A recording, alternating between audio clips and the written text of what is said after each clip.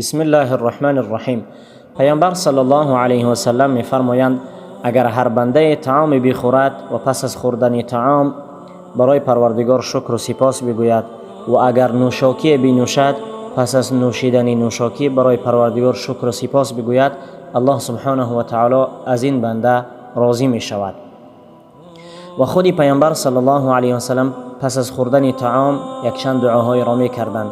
از جمله دعاها این است که حضرت ابو سعید خدری می گوید که پیامبر صلی الله علیه و سلم هر وقت از طعام خوردن بیرون می شدند می گفتند که الحمدلله الذی اطعمنا و سقانا و جعلنا مسلمین.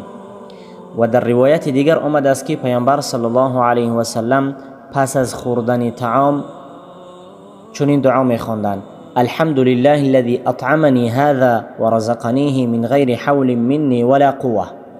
و خود پیامبر صلی الله علیه و سلم گفتند هر کسی این دعا را پس از خوردن طعام بخواند، الله سبحانه و تعالی گناهان گذشته اش را می بخشد.